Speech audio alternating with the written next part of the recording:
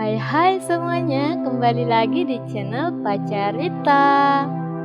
Pernahkah terlintas di pikiran teman-teman semua bagaimana jadinya jika di dunia ini tidak ada yang namanya kebohongan, tidak ada penipuan, tidak ada sanjungan, dan tidak ada pula yang namanya fiksi? Nah, kali ini Pacarita akan membahas film dengan judul The Invention of Lying, di mana manusia di seluruh dunia tidak memiliki kemampuan untuk berbohong. Mereka selalu mengungkapkan apa yang ada di kepala mereka dengan belak-belakan. Sebelum lanjut, alangkah baiknya teman-teman subscribe, like, dan komen. Juga perlu saya ingatkan bahwa video ini adalah spoiler warning. Film ini bergenre romantic komedi yang ditulis dan disutradarai oleh Ricky Gervais dan Matthew Robinson. Ricky Gervais selain menjadi sutradara, ia juga turut menjadi pemeran utamanya. Film ini dibuka dengan memperlihatkan seorang pria berusia 40 tahun bernama Mark Wilson yang di dalam hidupnya selalu dirundung kesialan. Namun kemudian hidupnya berubah 90 derajat setelah ia berbohong. Bisa ya guys. Scene berlanjut saat Mark mengunjungi seorang gadis cantik bernama Anna. Mark berniat untuk mengajak Anna berkencan. Di pertemuan pertamanya, Anna dengan belak-belakan mengatakan bahwa dirinya baru saja masturbasi dan Mark datang terlalu cepat. Anna terlalu jujur. Lalu ia menyuruh Mark menunggunya karena ia ingin melanjutkan masturbasinya. Sembari bersiap-siap menuju tempat kencan. Mereka berdua pun tiba di restoran sederhana. Salah seorang pelayan restoran datang dengan belak-belakan mengatakan bahwa ia malu bekerja di restoran itu dan mengumumkan bahwa Anna tidak pantas berpacaran dengan Mark karena Mark kelihatan sangat tua. Tak lama kemudian ibunya Anna menelpon. Dengan jujur Anna mengatakan bahwa Mark sama sekali tidak membuatnya tertarik, baik secara penampilan maupun kemampuan finansial, dan itu disampaikan langsung di depan orangnya guys. Sepulang dari kencan, Mark menyalakan televisi sebelum tidur. Di televisi nampak iklan minuman bermerek Coca-Cola. Pengiklannya dengan ekspresi dan suara yang datar mengatakan bahwa minuman legendaris itu hanyalah air gula dengan kalori yang tinggi seperti minuman soda pada umumnya. Coca-Cola juga dapat memicu obesitas. Produknya dikemas dengan kemasan baru dan hanya itu saja. Tidak ada embel-embel yang mengajak konsumen untuk membelinya. Namanya juga dunia tanpa kebohongan guys. Keesokan harinya saat Mark menuju ke tempat kerjanya di dalam lift, ia bertemu dengan Frank, temannya yang dilema bunuh diri, dan mengatakan bahwa ia sedang mempersiapkan diri untuk dipecat. Di tengah perjalanannya juga terdapat iklan Pepsi dengan jargon ketika mereka tidak punya Coca-Cola. Sekarang kita dibawa ke lecture film tempat Mark bekerja. Mark adalah seorang penulis skenario film, namun naskahnya tak kunjung difilmkan guys karena tidak disukai oleh pembaca naskah. Gitu banget. Ia kini bertemu dengan Anthony, si kepala studio. Anthony sebenarnya tidak tega memecat Mark, namun apa daya karena kinerja Mark kurang memuaskan, jadi ya Mark akhirnya dipecat. Lebih sialnya lagi, saat baru saja dipecat, Mark mendapat email dari Anna bahwa Anna sama sekali tidak tertarik dengannya. Kasian banget ya si Mark. Sebelum meninggalkan lecture film, Mark disapa oleh dua rekan kerjanya, salah satunya bernama Brad Kessler, saingannya. Mereka secara terang-terangan mengatakan bahwa tidak menyukai Mark sama sekali. Scene berlanjut menampilkan panti jompo dengan nama, teman-teman bisa melihat, yang artinya sebuah tempat untuk orang tua yang kehilangan harapan. Begitu banget. Mark kini tiba di panti jompo itu. Seorang resepsionis menyapanya dan mengatakan bahwa Mark sudah harus mengucapkan selamat tinggal untuk ibunya hari ini. Mark lalu tiba di kamar ibunya. Ia mengutarakan apa yang baru saja dialaminya. Ia dipecat di tempat kerjanya dan ia belum punya prospek ke depannya. Pagi harinya jam alarm membangunkan Mark. Tak berselang lama, seseorang mengetuk pintu kamarnya yang ternyata adalah penagih sewa apartemen. Sewa apartemennya senilai 800 US dollar, sementara di rekeningnya Mark hanya memiliki uang senilai 300 US dollar.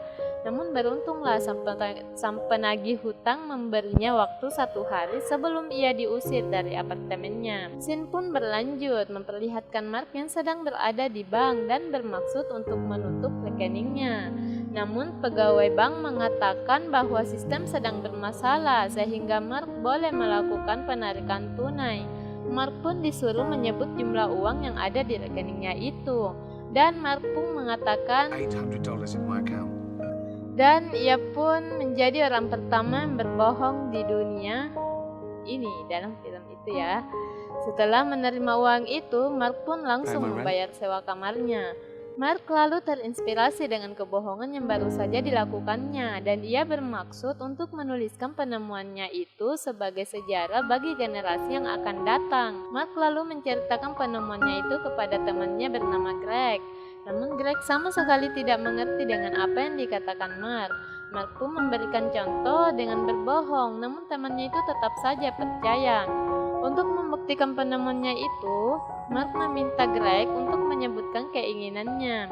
Greg pun mengutarakan keinginannya untuk menyentuh payudara wanita dan mungkin juga bercinta dengannya.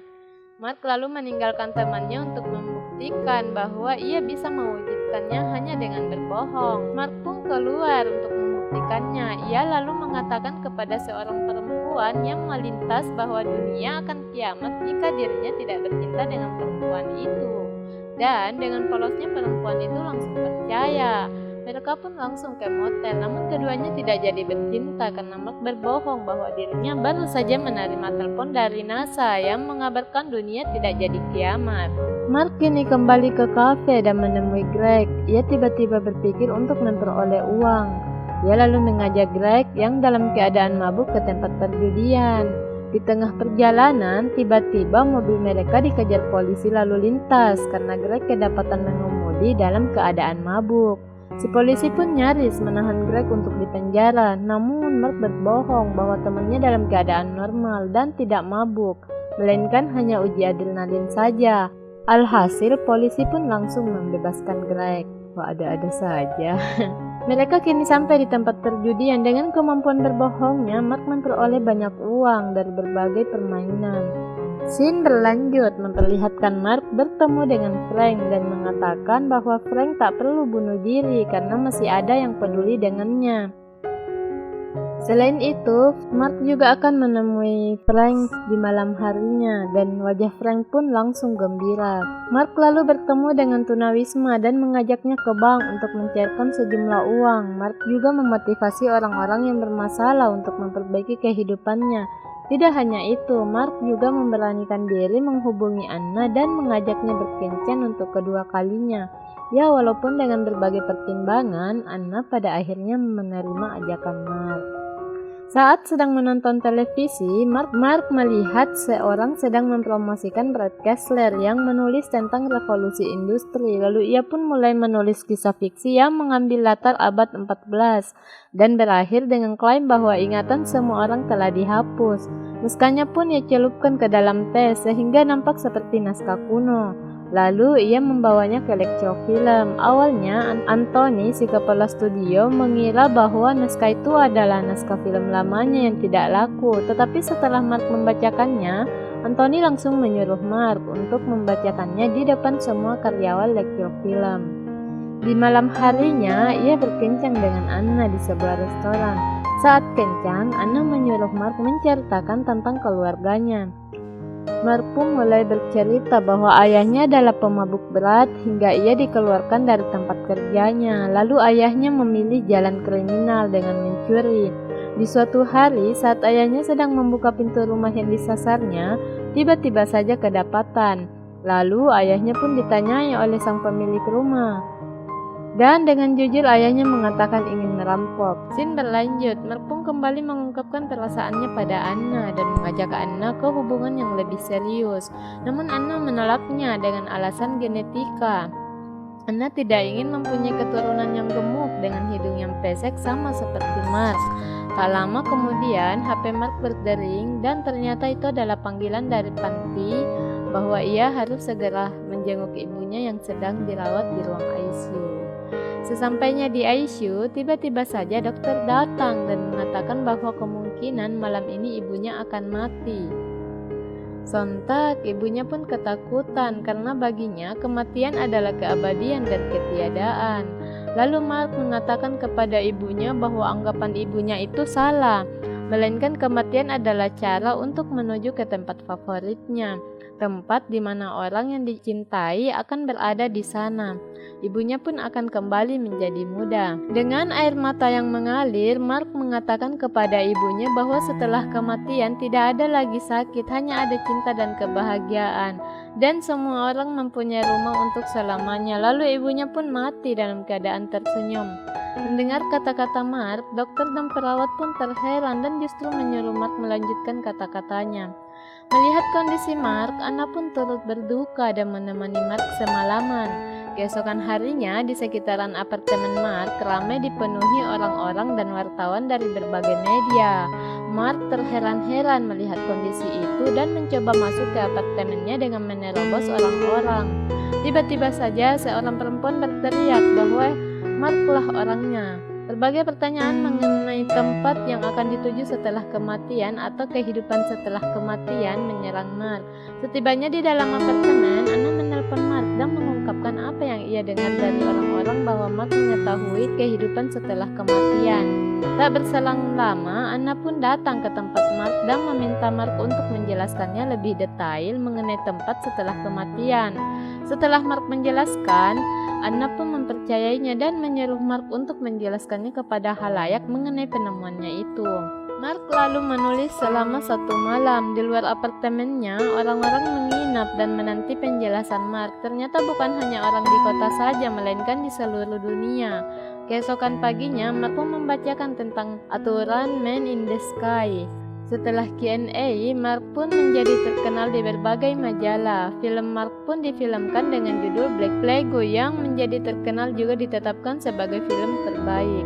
Di sebuah taman, Anna dan Mark sedang duduk. Anna pun bertanya apakah materi dan kesuksesan dapat mengubah genetika Mark, karena Anna tidak ingin memiliki anak gemuk dan berhidung pesek, namun Mark tidak ingin berbohong.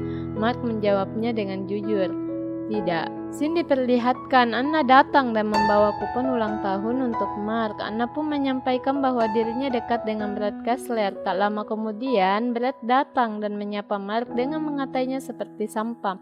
Brad juga mengatakan kepada Anna bahwa ia akan menikahinya, yang membuat Mark langsung cemburu. Di tengah kencan, ibu Anna menelpon. Brad pun berinisiasi mengangkat teleponnya dan menunjukkan kesan yang tidak bagus. Di tengah kencan, Brad pun mengungkapkan bahwa ia cemburu dengan Mark karena Mark bisa berbicara langsung dengan Man in the Sky. Saat Anna sedang menonton acara Mark di TV, ibunya menunjukkan ketidaksukaannya pada Mark. Itu karena persoalan genetik Mark. Ibunya hanya menginginkan Brad untuk menjadi pendamping hidup Anna. Maksa banget sih. Kini Mark nampak tidak senang dengan hari-hari yang dijalaninya. Mark pun datang ke pemakaman ibunya dan mengatakan bahwa ia merasa seperti pecundang. Scene memperlihatkan Mark dengan penampilan yang mengagetkan. Ia tampak berewokan dengan rambut gondrong yang menandakan bahwa Mark sudah tidak merawat dirinya lagi. Terlebih lagi kedatangan Anna yang membawa surat undangan pernikahannya dengan Brad. Mark nampak sedih sekali. Di hari pernikahan Anna, Greg datang dan menyiapkan kostum serta pemotong jenggot kepada Mark. Dengan berat hati, Mark pun akhirnya melangkahkan kakinya ke tempat pernikahan Anna. Sebelum mengucapkan janji suci, pendeta bertanya kepada hadirin apakah ada yang merasa memiliki kecocokan genetik dari salah satu pasangan. Dengan gagahnya, Mark pun mengajukan diri bahwa genetik berat pun tidak menjamin anak-anak Anna akan terlahir dengan sempurna. Tetapi pastor tiba-tiba menyerahkan keputusan kepada The Man in the Sky. Secara halus, Anna pun juga menolak Mark dan Mark langsung pergi diikuti temannya Greg. Tak berselang lama, Anna juga turut keluar dari gereja dan mengejar Mark. Anna menyuruh Mark untuk mengatakan apa yang diinginkan oleh The Man in the Sky. Mark lalu mengungkapkan kebenaran bahwa tidak ada The Man in the Sky. Selama ini dirinya hanya berbohong. Ia hanya tidak kuat melihat ibunya yang bersedih menjelang meninggal sehingga ia mengatakan sesuatu yang tidak benar. Lalu Anna pun bertanya mengapa Mark tidak berbohong saja. Waktu Anna menanyakan apakah kekayaan dan kesuksesan bisa mengubah genetik, Dan Mark pun mengatakan bahwa Anna adalah pengecualian dari kebohongannya. Mereka pun lalu menikah dan memiliki anak laki-laki yang gemuk dan pesek. Rupanya anak mereka pun pandai berbohong seperti ayahnya. Lalu film pun tamat. Terima kasih.